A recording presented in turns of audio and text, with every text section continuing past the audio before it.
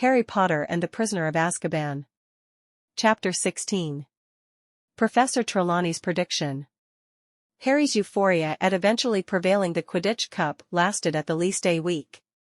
Even the climate regarded to be celebrating. As June approached, the days became cloudless and sultry, and all everyone felt like doing become taking walks onto the grounds and flopping down on the grass with several pints of iced pumpkin juice, possibly playing a casual recreation of gobstones, or looking the large squid propel itself dreamily throughout the floor of the lake. However, they couldn't. Checks had been nearly upon them, and in place of lazing round outside, the scholars have been forced to remain in the citadel, trying to bully their brains into concentrating even as attractive wafts of summer air drifted in through the home windows. Even Fred and George Weasley had been spotted running. They had been approximately to take their OWLS, regular wizarding levels. Percy become on the brink of take his N.E.W.T.S, nastily hard wizarding exams, the best qualification Hogwarts offered. As Percy was hoping to enter the Ministry of Magic, he wanted top grades. He became turning into more and more edgy, and gave very intense punishments to everyone who disturbed the quiet of the commonplace room within the evenings. In truth, the handiest person who regarded extra traumatic than Percy was Hermione. Harry and Ron had given up asking her how she changed into managing to wait numerous training right now. However, they could not restrain themselves after they noticed the exam agenda she had drawn up for herself. The primary column. Study. Monday, 9 o'clock, arithmancy. 9 o'clock, transfiguration. Lunch. 1 o'clock, charms. 1 o'clock, historical runes. Hermione? Ron said carefully, due to the fact she became susceptible to explode when interrupted these days. Are you positive you have copied down those instances proper? What? Snapped Hermione, choosing up the examination schedule and inspecting it. Yes, of Path Ive. Is there any point asking how you will take a seat for 2 checks at once, said Harry. No, said Hermione shortly. Have both of you visible my replica of Numerology and Grammatica? Oh, yeah, I borrowed it for a chunk of bedtime reading, stated Ron, however, very quietly. Hermione began shifting hundreds of parchment. Harry, Ron, and Hermione plenty of possibility to talk to Hagrid. Beaky's gettin' a piece depressed, Hagrid instructed them, bending low at the pretense of checking that Harry's flobberworm changed into nonetheless alive. Been cooped up too long. But still, we're going to recognize day after the next day one way or the opposite. That they had potions that afternoon, which became an unqualified catastrophe attempt. As Harry would possibly, he could not get his confusing concoction to thicken, and Snape, status watch with an air of vindictive pride, scribbled something that regarded suspiciously like a 0 onto his notes earlier than moving away. Then got here astronomy in the dark, up at the tallest tower, records of magic on Wednesday morning, wherein Harry scribbled everything Florian Fortescue had ever informed him approximately medieval witch hunts, while wishing he may want to have had one in every of Fortescue's choconut Sundays with him within the stifling schoolroom. Wednesday afternoon meant herbology, within the greenhouses below a baking warm solar, then back to the commonplace room once greater, with sunburnt necks, wondering longingly of this time next day, while it might all be over. Their 2D to final examination, on Thursday morning, became protection towards the darkish arts. Professor Lupin had compiled the maximum unusual examination any of them had ever taken, a form of impediment path outside in the solar, where they needed to wade across a deep paddling pool containing a grindilo, move a sequence of potholes full of purple caps, squish their way throughout a patch of marsh whilst ignoring misleading instructions from a hinkapunk, then climb into an antique trunk and war with a new boggart. Terrific, Harry, Lupin muttered as Harry climbed out of the trunk, grinning. Full marks. Flushed together with his achievement, Harry hung round to watch Ron and Hermione. Ron did very well till he reached the hinkapunk, which efficiently pressured him into sinking waist excessive into the quagmire. Hermione did everything perfectly till she reached the trunk with the boggart in it. After about a minute interior it, she burst out again, screaming. Hermione, said Lupin, startled. What is the problem? Professor McGonagall. Hermione gasped, pointing into the trunk. She said I'd failed the entirety. It took a touch, whilst to calm Hermione down.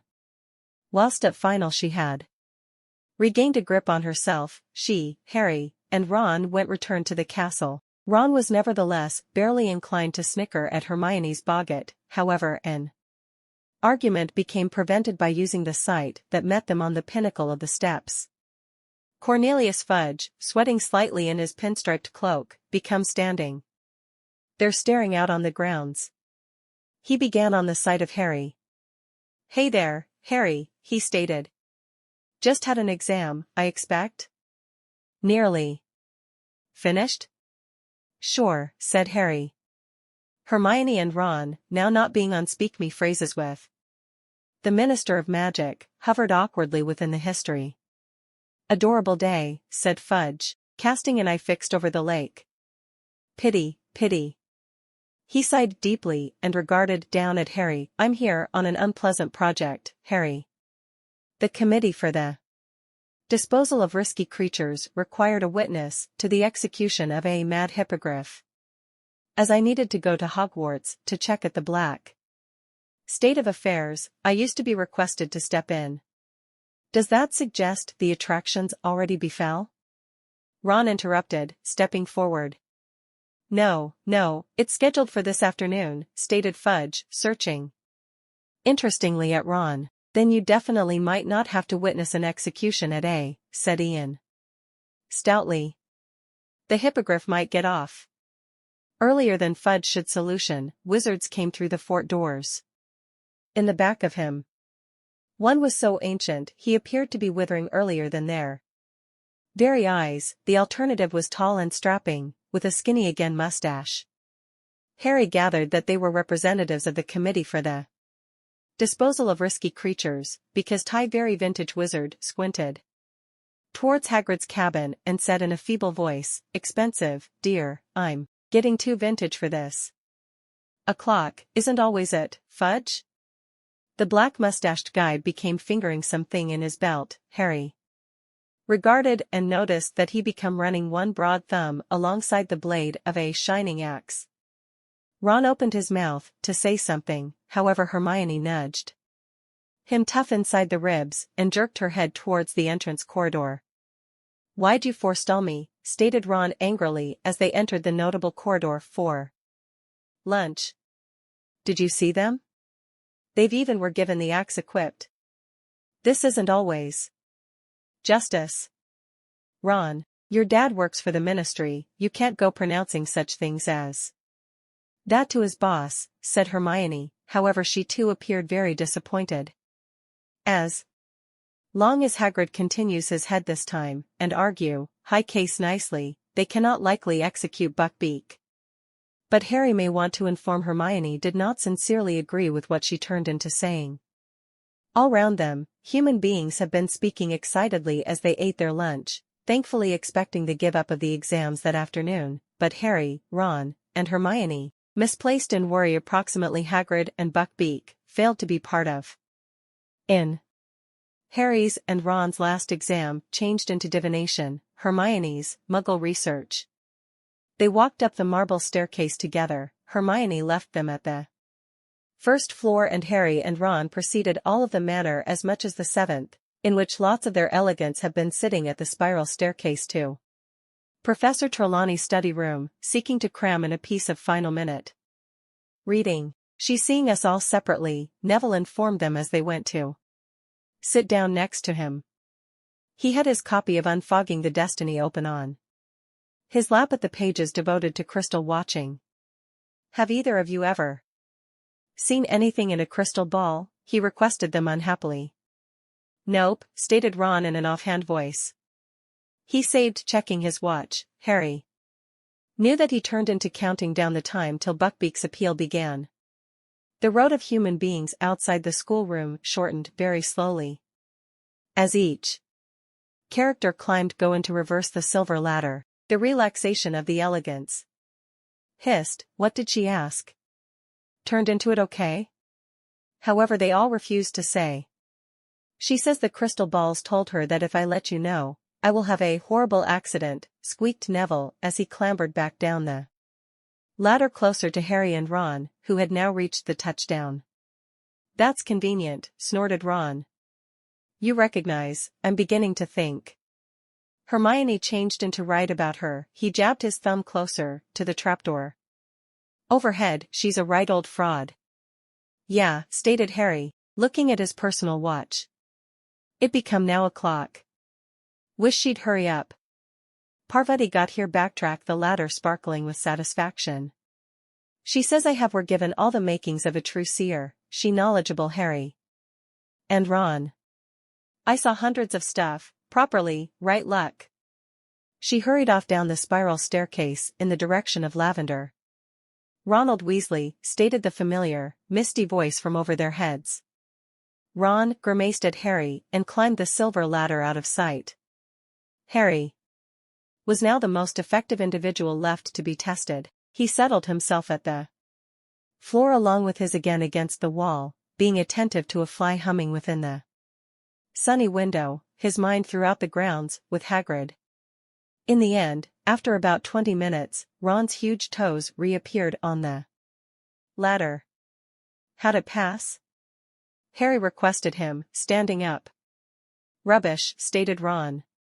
Couldn't see a component, so I made some stuff up. Do not assume she was satisfied, though. Meet you inside the not unusual room, Harry muttered as Professor Trelawney's voice referred to as Harry Potter. The tower room was hotter than ever before, the curtains had been closed, the hearth became alight, and the same old sickly fragrance made Harry cough as he stumbled via the clutter of chairs and table to in which Professor Trelawney sat, anticipating him earlier than a large crystal ball. Properly day, my expensive, she stated softly. If you will kindly gaze into the orb. Take a while, now, then inform me what you notice within it. Harry bent over the crystal ball and stared as difficult as he should, inclined it to show him something other than swirling white fog, however. Nothing occurred. Nicely? Professor Trelawney prompted delicately. What do you notice?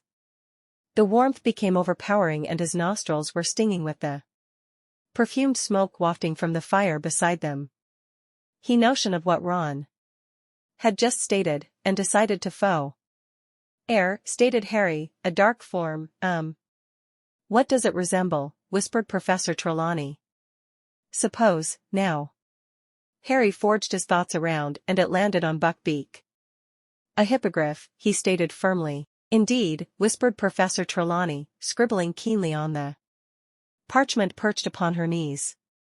My boy, you may properly be seeing the outcome of poor Hagrid's trouble with the Ministry of Magic. Appearance. Nearer. Does the hippogriff appear to have its head? Yes, stated Harry firmly. Are you certain? Professor Trelawney entreated him. Are you quite certain, expensive? You don't see it writhing on the floor, perhaps, and a shadowy parrot elevating and all behind it? No, stated Harry, starting to sense barely sick. No blood? No weeping Hagrid? No, said Harry again, looking greater than ever to go away the room and the warmth. It seems excellent, it is flying away. Professor Trelawney sighed. Well, dear, I suppose we're going to go away it there. A bit disappointing, however, I'm positive you did your excellent. Relieved, Harry got up, picked up his bag and became to head, however then a loud, harsh voice spoke at the back of him. It'll show up this night. Harry wheeled around. Professor Trelawney had long passed rigid in her armchair. Her eyes had been unfocused and her mouth sagging. Sorry, stated Harry. However, Professor Trelawney failed to seem to pay attention him. Her eyes began to roll. Harry sat there in a panic. She regarded as although she changed into approximately to have some sort of seizure. He hesitated, contemplating running to the clinic wing, and then Professor Trelawney spoke once more, in the equal harsh voice, pretty unlike her own. The darkish lord lies on my own and friendless, deserted by means of his fans. His servant has been chained those 12 years. Tonight, earlier than middle of the night, the servant will ruin loose and got down to rejoin his grasp. The darkish lord will upward push again with his servants' aid, extra and extra horrible than ever he turned into. This night, before middle of the night, the servant will set you to rejoin his grasp. Professor Trelawney's head fell forward onto her chest. She made a grunting kind of noise. Harry sat there, staring at her. Then, quite suddenly, Professor Trelawney's head snapped up again. I am so sorry, expensive boy, she said dreamily, the heat of the day, you know. I drifted off for a second. Harry sat there, staring at her. Is there anything wrong, my pricey? You simply told me that the darkish lord's going to upward thrust once more, that his servant's going to go again to him. Professor Trelawney regarded very well startled. The Dark Lord? He who must not be named? My expensive boy, that is hardly ever something to comic story approximately. Upward push once more, certainly. However, you simply stated it.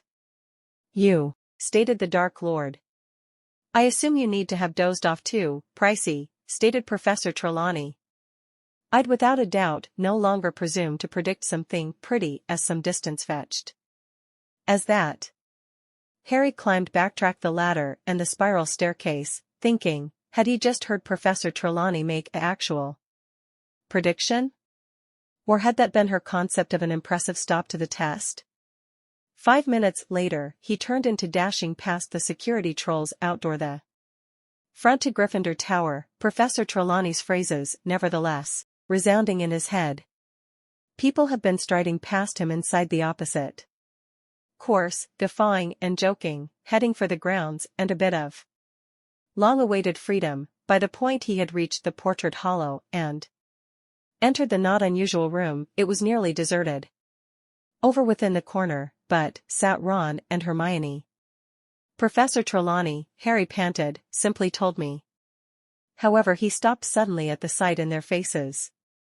Buckbeak misplaced, said Ron weakly. Hagrid's simply dispatched this. Hagrid's observe was dry this time. No tears had splattered it, but his hand appeared to have shaken so much as he wrote that it was hardly ever legible. Lost attraction. They're going to execute at sundown. Nothing you can do. Don't come down. I do not want you to look at Hagrid. We've got to head, said Harry right away. He can't just take a seat there on his very own, looking ahead to the executioner. Sunset, though, stated Ron, who turned into staring out the window, ill-glazed kind of manner. We would never be allowed. Specifically you, Harry. Harry sank his head into his hands, questioning. If we most effective had the invisibility cloak. In which is it, said Hermione. Harry informed her about leaving it within the passageway beneath the only-eyed witch. If Snape sees me anywhere near there once more, I am in extreme trouble, he finished. It really is genuine, stated Hermione, getting to her foot. If he sees you. How do you open the witch's hump again? You tap it and say, Descendium, stated Harry. However, Hermione didn't wait for the relaxation of his sentence. She strode across the room, driven open the fat female's portrait and vanished from sight. She hasn't gone to get it? Ron stated, staring after her. She had. Hermione lower back 1/4 of an hour later with the silvery cloak folded cautiously underneath her gowns. Hermione, I don't know what's gotten into you recently, said Ron, astounded. First you hit Malfoy, then you definitely stroll out on Professor Trelawney. Hermione looked as a substitute flattered. They went down to dinner with anyone else, however did no longer return to Gryffindor Tower in a while. Harry had the cloak hidden down, tie the front of his robes. He needed to maintain his arms folded to cover the lump. They skulked in an empty chamber off the doorway corridor, listening, till they were certain it changed into abandoned. They heard an ultimate pair of humans hurrying across the hall and a door slamming. Hermione poked her head across the door. "Kay," she whispered, "no person there, cloak on." Strolling very close collectively in order that nobody could see them, they crossed the corridor on tiptoe, beneath the cloak, then walked down the stone front steps into the grounds. The solar changed into already sinking behind the forbidden woodland, gilding the pinnacle branches of the trees. They reached Hagrid's cabin and knocked. He turned into a minute in answering, and while he did, he appeared all around for his traveler, light confronted and trembling. "It's us," Harry hissed. "We are wearing the invisibility cloak. Let us in and we can take it off." "Yeah, shouldn't we come?" Hagrid whispered, but he stood lower back, and they stepped interior. Hagrid closed the door, quickly, and Harry pulled off the cloak. Hagrid became not crying, nor did he throw himself upon their necks. He seemed like a man who did no longer recognize wherein he changed into or what to do. This helplessness was worse to look at than tears. "Want some tea?" he stated. His high-quality arms had been shaking as he reached for the kettle.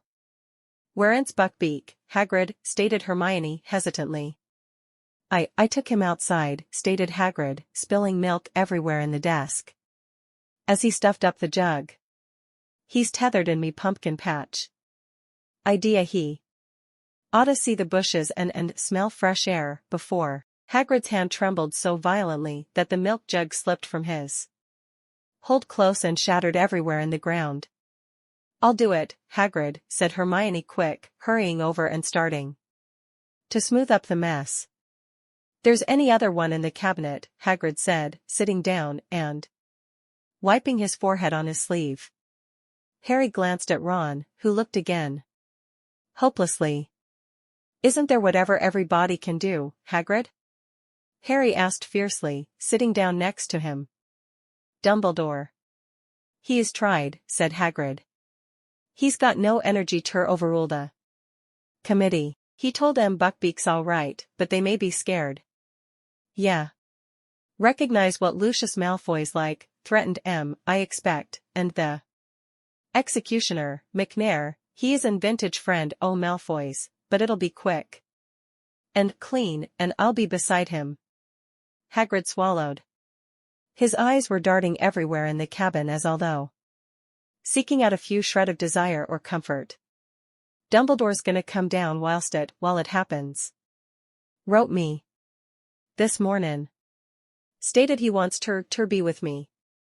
Great man, Dumbledore." Hermione, who had been rummaging in Hagrid's cupboard for some other milk jug, let out a small, quick, stifled sob. She straightened up with the new jug in her palms, preventing lower back tears. "We will stay with you too, Hagrid," she began, however Hagrid shook his shaggy head. "Yeri Turcross returned up to the castle. I instructed I don wan watchin'. And shouldn't be down right here besides. If fudgin' Dumbledore capture out without permission, Harry, yell be in large problem." Silent tears had been now streaming down Hermione's face, but she hid them from Hagrid, bustling round making tea. Then, as she picked up the milk bottle to pour a few into the jug, she set free a shriek.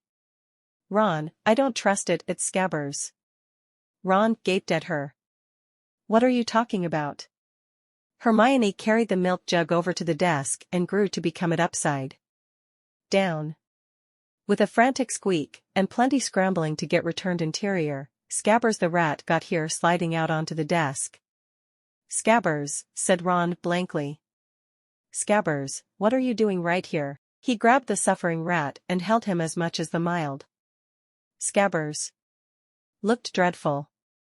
He become thinner than ever, big tufts of hair had fallen out leaving huge, bald patches, and he writhed in Ron's palms even though determined to unfasten himself. It's Scabbers, said Ron. No cats. There may be not anything here to harm you. Hagrid all at once stood up, his eyes constant on the window. His commonly ruddy face had long gone the color of parchment. They're comin'. Harry, Ron, and Hermione whipped round. A group of men changed into strolling down the remote citadel steps.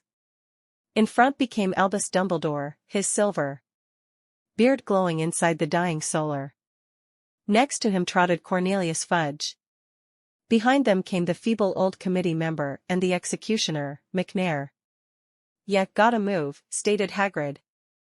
Every inch of him changed into trembling. "They mustn't find ya right here. Move now." Ron filled Scabbers into his pocket and Hermione picked up the cloak. "I'll permit ya out the again matter," stated Hagrid. They observed him to the door into his back lawn. Harry felt surprisingly unreal, or even more so whilst he saw Buckbeak some yards away, tethered to a tree in the back of Hagrid's pumpkin patch. Buckbeak seemed to recognize something changed into occurring. He turned his sharp head backward and forward and pawed the floor nervously. "It is okay, Beaky," said Hagrid softly. "It is, K."